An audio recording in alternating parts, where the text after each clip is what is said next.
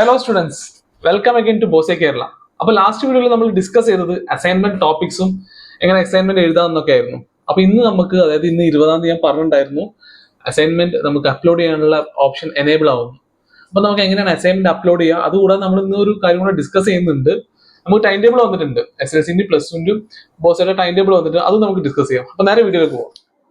Okay students, അപ്പൊ നമുക്ക് assignments എങ്ങനെയാണ് പെട്ടെന്ന് അപ്ലോഡ് ചെയ്യാമെന്ന് നോക്കാട്ടോ. അധികം വലിച്ചു കിട്ടുന്നില്ല.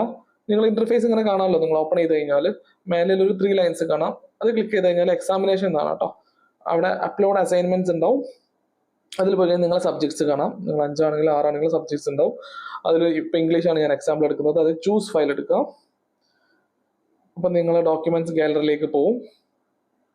അവിടെ നിങ്ങൾ ഇംഗ്ലീഷിന്റെ സബ്ജക്ട് നിങ്ങൾ മെൻഷൻ ചെയ്താൽ അത് അപ്ലോഡ് ചെയ്യാം. ഓക്കെ, എന്നിട്ട് അത് അപ്ലോഡ് ആൻഡ് സേവ് കൊടുക്കുക. എന്നിട്ട് അത് വ്യൂ ചെയ്ത് നോക്കണേ. നിങ്ങൾ അസൈൻമെന്റ് കാണുന്നുണ്ടോ എന്ന് വ്യൂ ചെയ്ത് നോക്കണം. MB കൂടുതലാണെങ്കിൽ അത് 2 or 3 MB എബോവ് ആണെങ്കിൽ അത് വ്യൂ ആവില്ല. ഒന്നുകൂടെ നിങ്ങൾ അത് റെഡ്യൂസ് ചെയ്യേണ്ടി വരും. അതിന്റെ സൈസ് കംപ്രസ് ചെയ്യേണ്ടി വരും. അപ്പോൾ അത് വ്യൂ ചെയ്ത് നോക്കണം. ഇതേപോലെ ഓരോന്നും ചെയ്യാം. ഞാനിപ്പോൾ ചെയ്യുന്നില്ല, ഞാൻ ഒന്ന് മാത്രം ചെയ്തൊരു ഡെമോ ആയിട്ട് കാണിച്ചതേ. ഇതേപോലെ ഓരോന്നും ചെയ്തതിന് ശേഷം മാത്രം ഫൈനൽ സബ്മിറ്റ് കൊടുക്കാം. നിങ്ങൾ ഒന്ന് ചെയ്തിട്ട് മാത്രം ഫൈനൽ സബ്മിറ്റ് കൊടുക്കരുത്, പിന്നെ നിങ്ങൾക്ക് ഒന്നും ചെയ്യാൻ പറ്റില്ല. അതുകൊണ്ട് ഈ ഒരു 5 സബ്ജക്റ്റ് ആണ് 6 സബ്ജക്റ്റ് ആണെങ്കിൽ അത് ഫുൾ ആയിട്ട് നിങ്ങൾ അപ്ലോഡ് ചെയ്യുക. ചൂസ് ഫയൽ കൊടുത്തിട്ട് അപ്ലോഡ് ആൻഡ് സേവ് കൊടുത്തതിന് ശേഷം ലാസ്റ്റ് ഫൈനൽ സബ്മിറ്റ് കൊടുത്താൽ ഫിനിഷ് ആയി. അത്രേ ഉള്ളൂ. ഓക്കെ, അപ്പൊ എല്ലാവരും പെട്ടെന്ന് തന്നെ ചെയ്യുക. ഈ മാസം ലാസ്റ്റ് ആകുമ്പോഴത്തേക്ക് തന്നെ കംപ്ലീറ്റ് ചെയ്യുക കേട്ടോ. അപ്പോൾ നമ്മൾ ടൈം ടേബിളിൻ്റെ കാര്യം നോക്കുകയാണെങ്കിൽ സീനിയർ സെക്കൻഡറി, അതായത് +2ൻ്റെ എക്സാം തുടങ്ങുന്നത് 18-ാം തീയതിയാണ്. ഏപ്രിൽ 18-ന് രാവിലെ 9 മണിക്കാണ്. എല്ലാവരും ടൈം നോട്ട് ചെയ്യണം. 8:55 എല്ലാവരും റെഡി ആയിട്ട് ഇരിക്കണം. 9 to 12, അതായത് 3 മണിക്കൂറാണ് എക്സാം ടൈം വരുന്നത്. ഓക്കെ, അപ്പോൾ 18 മുതൽ പിന്നെ നമുക്ക് മലയാളമാണ് ലാസ്റ്റ് വരുന്നത്.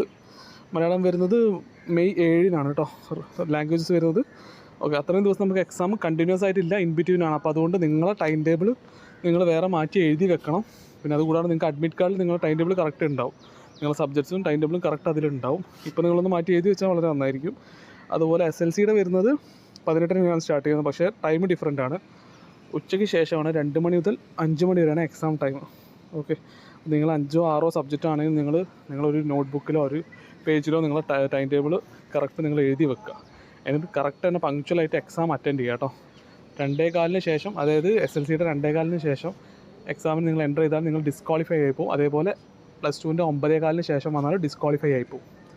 അപ്പൊ എല്ലാവരും വീഡിയോ കണ്ടല്ലോ അല്ലേ? എല്ലാവർക്കും ഒരു ധാരണയായല്ലോ എങ്ങനെയാണ് അസൈൻമെന്റ് അപ്ലോഡ് ചെയ്യുക. അതുപോലെ ടൈം ടേബിളിന്റെ ടൈമിങ്ങും. SLCക്ക് ഒരു ടൈമാണ് ഉച്ചയ്ക്ക് ശേഷം രാവിലെ 9 മണിക്കാണ് +2ന്റെ ടൈം. എല്ലാവർക്കും ഒരു ധാരണയാണെന്ന് വിശ്വസിക്കുന്നു. മനസ്സിലായില്ലെങ്കിൽ ഒന്നും കൂടെ കാണാം. എന്നിട്ട് പെട്ടെന്ന് തന്നെ അസൈൻമെന്റ്സ് അപ്ലോഡ് ചെയ്യാം. അപ്പൊ നമ്മുടെ അടുത്ത വീഡിയോ വരുന്നത് മോക്ക് ടെസ്റ്റ് അഥവാ മോഡൽ ടെസ്റ്റ് ആയിരിക്കും. Till then bye bye.